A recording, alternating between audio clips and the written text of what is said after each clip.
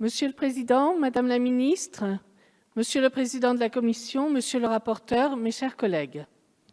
Le projet de loi relatif à la création de l'Agence nationale du sport et à diverses dispositions relatives à l'organisation des Jeux olympiques et paralympiques de 2024 est une étape importante dans la préparation des Jeux, et ce faisant des athlètes qui concourront dans ces magnifiques compétitions. Ce texte est de ce fait important parce qu'il met en œuvre les premiers effets visibles des futurs Jeux olympiques qui se dérouleront dans notre pays dans 5 ans. Dans son avis, la demande du Conseil d'État était tout sauf anodine, puisqu'il estimait qu'il fallait réécrire le titre de ce texte pour le rendre conforme à son contenu, en mentionnant expressément l'Agence nationale du sport. À l'article 1er, l'ordonnance prévoit d'autoriser le gouvernement à instaurer entre le 1er juillet et le 15 septembre 2024 des voies ou portions de voies réservées à la circulation des véhicules accrédités par le comité d'organisation des Jeux, ainsi que des véhicules de sécurité et de secours. Le Sénat a souhaité préciser certaines dispositions en garantissant par exemple un usage proportionné de ce dispositif.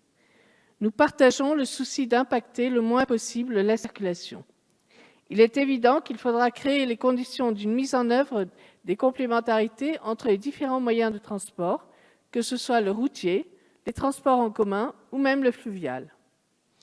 L'article 2 traite pour sa part des règles du traitement contentieux des litiges relatifs aux opérations d'urbanisme, d'aménagement et de maîtrise foncière nécessaires à la préparation et au déroulement des Jeux.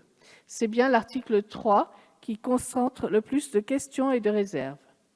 Nous avons pour notre part eu l'occasion d'apporter notre soutien à cette initiative qui inscrit dans la loi l'Agence nationale du sport, créée par une convention constitutive approuvée par arrêté du 20 avril 2019.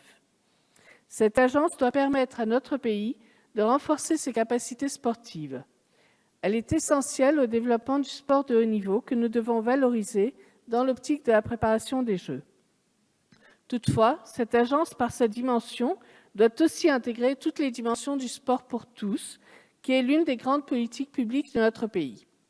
En commission, nous avons eu l'occasion de manifester notre intérêt pour le sport pour tous en proposant des amendements dans ce sens. Nous insistions aussi sur la dimension locale et territoriale du projet sportif. La conférence régionale du sport, prévue dans ce texte, nous rassure, même si cette structure doit encore prouver son efficacité. Cette conférence régionale du sport devra par ailleurs voir ses missions complétées par des dispositions qui vont dans le sens d'une meilleure intégration de toutes et tous dans la pratique sportive. Nous connaissons tous les enjeux de la pratique régulière d'une activité sportive et nous souhaitons profiter de l'occasion qu'elle puisse s'améliorer en allant chercher de nouveaux publics, en les aidant à surmonter leurs difficultés. Le sport est tout autant un vecteur de lien social qu'un moyen de mieux se connaître, c'est dire l'importance de ce milieu. La question du groupement d'intérêt public nous apparaît opportun et la structure la plus à même de répondre aux objectifs qui sont ceux de l'agence. Cette agence, pour fonctionner, aura besoin de moyens en proportion de ses missions. Le financement doit donc suivre cette ambition. Or, le travail des sénateurs a permis de mettre en évidence des manques sur ce point.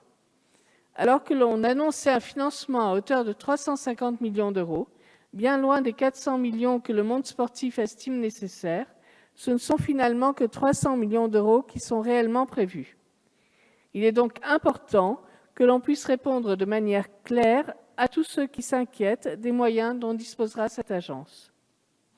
Par ailleurs, devant l'étendue des compétences de l'Agence nationale du sport, plusieurs d'entre nous nous interrogeons sur la place qui restera au ministère des Sports à l'avenir.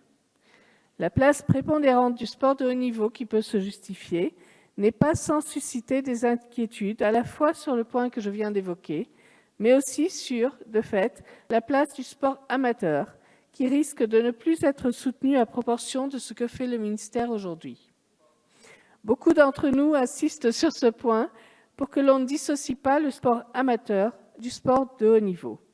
Les deux vont ensemble, l'un pour l'accès du plus grand nombre aux bienfaits du sport, l'autre pour reconnaître nos champions et athlètes d'exception. Le sujet des conseillers techniques sportifs n'est pas non plus réglé dans ce texte. Ce statut, qui concerne près de 1600 personnes, et depuis trop longtemps plongé dans l'incertitude.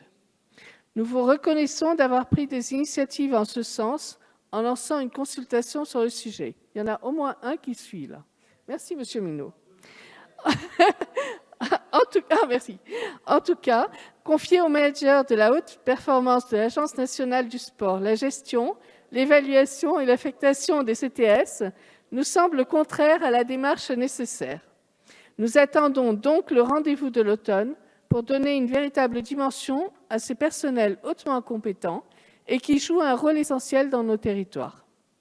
L'Agence nationale du sport devra veiller à maintenir cet équilibre entre les différentes facettes du monde sportif français. Nous connaissons tous les difficultés que rencontrent les clubs dans nos territoires et dont les moyens sont réduits année après année depuis longtemps.